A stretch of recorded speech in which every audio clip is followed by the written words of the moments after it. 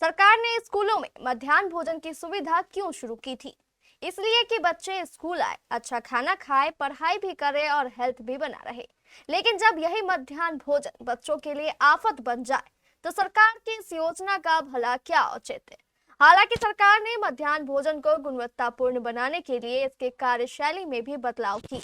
स्कूलों में खाना बनवाने के बजाय एनजीओ को खाना बनाने की जिम्मेदारी दी गई। लेकिन अफसोस, ढाक की वही तीन बात। खाना बनाने वाला तो बदल गया, लेकिन खाने की गुणवत्ता नहीं बदली। अलबत्ता बच्चों की माने तो खाने की क्वालिटी पहले से ज्यादा खराब हो गई। नहीं यकीन हो रहा तो चलिए आपको लिए चलते हैं बारसोई के मध्य विद्यालय नवग्राम। हालांकि मध्याह्न भोजन की बदहाली के बारे में धनचना के उत्क्रमित मध्य विद्यालय के बच्चे भी बताएंगे, जहां खाने में प्लास्टिक निकलता है। नवग्राम मध्य विद्यालय के बच्चों की बात सुनाएं, इससे पहले आपको सुनाते हैं जिला मध्याह्न भोजन के सबसे बड़े अधिकारी की बात। मध्याह्न भोजन के डीपीओ कल 10 अप्रैल को ही इस स्कूल में पहुंचे थे और यहां जांच करने के बाद कई बड़े बड़े दावे किए थे। चलिए आप भी सुन लीजिए। स्कूलों का मध्याह्न भोजन को लेकर क्या खराबी या क्या अच्छाई मिला? बहुत सारे विद्यालयों में हमें विस्तृत प्रतिक्रिया मिली है। कुछ एक विद्यालयों में बच्चे और शिक्षक खुश थे कि ये व्यवस्था ज़्यादा बेहतर है, शिक्षक थोड़ा ज़्यादा फ्री हो गए हैं शैक्षणिक कार्यों के लिए। कुछ जगहों पर खाने के संबंध में शिकायतें मिली हैं, तो उसका हम लोग जाकर एक बार फिर से समीक्षा करेंगे और उसके बाद जो आवश्यक निर्देश होगा एनजीओ के लिए या विद्यालयों के लिए भी कुछ जगह आवश्यक जो निर्देश होंगे वो हम जारी करेंगे यहाँ से जाने के बाद, अपने कार्यालय जाने के बाद। वैसे आपके वीडियो के माध्यम से, आपके समाचार के माध्यम से भी मैं सभी एचएम को एक अपील कर देता हूँ ताकि आपकी रीच अच्छी है बारसोई प्रखंड में, कि एक रजिस्टर जरूर मेंटेन रखें जिसमें कि खाना आते ही एक रसोईया और एक, हालांकि इसके संबंध में हमने पत्र जारी कर रखा है, लेकिन अधिकतर जगह पर घूमने के दौरान हमें लगा कि इसका अनुपालन नहीं हो रहा है। तो एक रजिस्टर जरूर मेंटेन करें जिसमें कि एक रसोईया और एक शिक्षक को प्राधिकृत किया जाए, जो खाना विद्यालय में आते ही सबसे पहले वो चखे, उसके बाद बच्चों को परोसा जाए।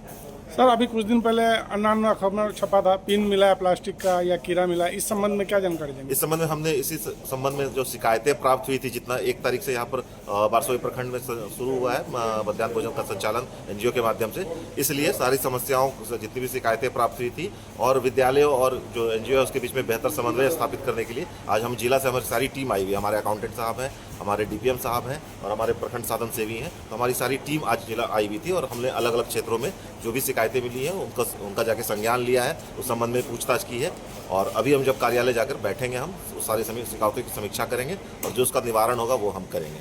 ओवरऑल क्या लगता है सर? ओवरऑल लगता है कि पॉजिटिव है, अधिकतर लोग पॉजिटिव हैं खाने को लेके।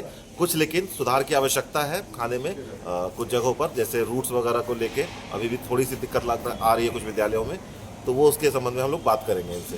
लेकिन ओवरऑल मेरा अनुभव रहा है कि बच्चों में और टीचर्स में सकारात्मक माहौल है इसको लेके। जी ठीक है, धन्यवाद। अभी डीपीओ साहब के इन दावों को 24 घंटे भी नहीं हुए थे कि इस स्कूल में आने वाले मध्याह्न भोजन ने खुद ही अपनी गुणवत्ता की पोल खोल के रख दी। आज जब स्कूल में मध्याह्न भोजन आया तो खाने के अंदर बाल निकल रहे थे। बच्चों ने खाने की खराब गुणवत्ता को देख पूरा खाना ही छोड़ दिया। बच्चों ने बताया कि यह पहली बार नहीं है, पहले भी ऐसा कई बार हो चुका है। जब खाने में खाना दे रहा था तब खाने में से बाल निकला और खाने में से मक्खी भी निकल रहा था।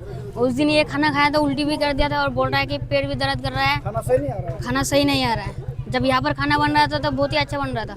जब वहाँ 7 चावल अच्छा नहीं मिलता है, चावल में कीड़ा निकलता है और सब्जी में पोका निकलता है। आज क्या हुआ? आज बाल निकला आज। सर को नहीं बोलते हैं तो बोला कि देखिए हम लोग क्या करेंगे, ऊपर से खाना आता है तो हम लोग क्या करेंगे। हम लोग 7। क्या मामला है? मामला तो इस तरह से है कि जब खाना आता है हर रोज, आज जो आया है तो यहाँ बच्चा से बोला कि इसमें बाल निकला है और मास्टर को बोला, मास्टर तो हम लोग क्या ऊपर से खाना लाता है, ऊपर में कलम कीजिए।